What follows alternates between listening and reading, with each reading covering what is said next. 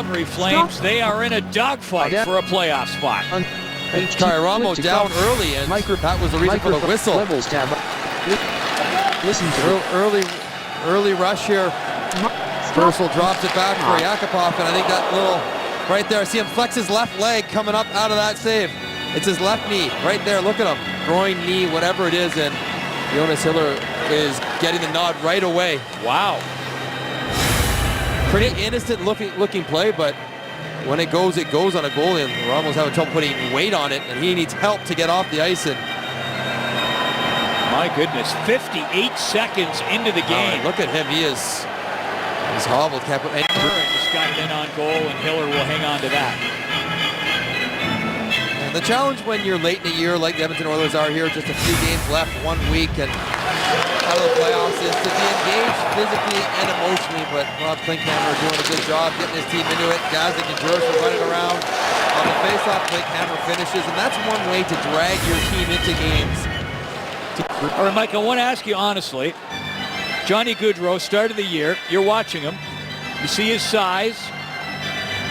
Did you think he would have as good a rookie season as he has? Did you think he would stick and be this dominant?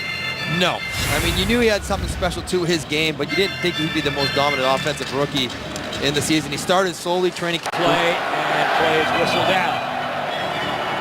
Jonas Hiller thought he was going to get a quiet night on the bench, watch his team try to get a victory against the Edmonton Oilers, but 58 seconds in, all right, Ramo goes down, and Jonas Hiller is thrust into the game, and he's been terrific. Early on, a couple big saves, and through the rush goal to Joe Colburn, and the last one by Jordan Everly. Pretty gets a glove on it there. Shots are 8-6 Oilers, and look at that Taylor Hall line. They have been. And Hiller will hold the fort. Quick whistle, I think that's the right one, as Derek Roy was right on top of Jonas Hiller and pushing into him after he had the puck on his pads, but another rush chance. Derek Roy driving it wide, and nice little play to Yakupov, and the rebound right there for Derek Roy, which was fine. It was the push after he gets a piece of it there, and that's when it's blown down. Right, if you're the Oilers, keep putting pucks to the net, keep getting bodies there. They're doing what they want.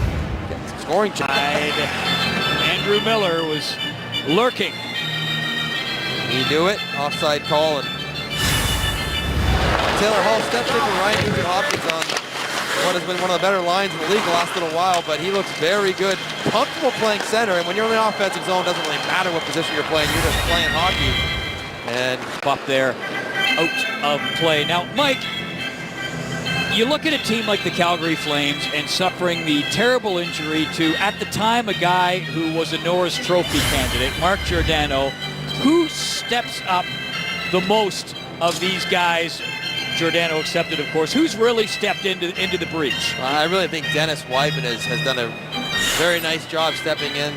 Added minutes. He's obviously tied a career high. It comes in, and Hiller will hang on to it, but my goodness, Andrew Miller will not find himself with many better chances than the one he just had. Broken play leaves Andrew Miller home alone in front of the net. And a crazy bouncing puck. Miller standing in front, and he tries to pull it backhand, and he just doesn't pull it onto the net, trying to go so wide with it. Gets down to his knees and just rolls up and over top of his stick. He tries to get under the bar, and Jonas Hiller has to be active. Look at the edge work and the active feet of the goaltenders. It's amazing to see how much they're moving. Every little subtle move of the puck they're reacting to, and Andrew Miller, who got his first goal of his career just last week on a penalty shot, no less. Looking for his second as they do some repairs to Jonas Hiller's crease. He was quite cool about that when we talked to him this morning, wasn't he? I asked him if he was nervous, and he was steady into the glove of Scrivens, who hangs onto it. Paul, you mentioned Ben Scrivens showing some leadership there in that last play by Taylor Hall. It was a tough start against LA for Tyler Bunns, who came in relief of Ben Scrivens. He immediately went to the bench, and he told his teammates, it's my bad, it's my bad. But watch Ben Scrivens, who was pulled in that game, trying to be positive. This morning, Ben Scrivens told Bunns a story about his second game in the league. He actually got pulled. Tyler Seguin. Left bomb picked off out of the air by Juris. That leads to a bit of a breakdown. Clipchamp cleared again. Another turnover, and then nice pass from Juris. Granlund stays with it. He bobbles it and then gets it up and over. Ben Scrivens, Juris has had a breakaway, turned aside. Quick feet, keep his feet moving, and then a nice pass underneath the defender. And Granlund. Away we go, third period. And a 2-0 lead for Brian Burke's Calgary Flames. Well, the good thing for Sam Bennett is he has lots of guys in his own age group. You have Sean Monahan's young, Gaudreau's young, Granlund's young. He spent, as Cassie mentioned, much of the year in Calgary rehabbing his shoulder injury, so he's familiar with the group and the dynamic of it. So if he does get into the lineup, he'll be comfortable and be able to play and fit in as well as he can. Assist with that one draw. Good movement though, everyone on the same page. And there's no real screen there, they're just trusting Dennis Weidman to shoot, to score, and he does just that. Chris Russell deserves some credit for putting it right where he needed it, right in the wheelhouse, right spot. 4:44 to go in this one. But the best part of this week coming up is these teams play each other. Vancouver plays LA, Winnipeg plays Calgary. These teams will have to decide it going up head to head, so they icing call there on Edmonton. obviously knows something about putting a good team together, because Brad has done just that here, along with all his assistants.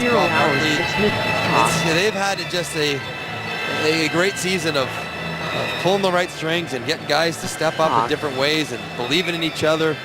Their stats don't bear out that they should be where they are, but yet they are there, and they're right there now, 1 week, 3 games away from getting into the playoffs.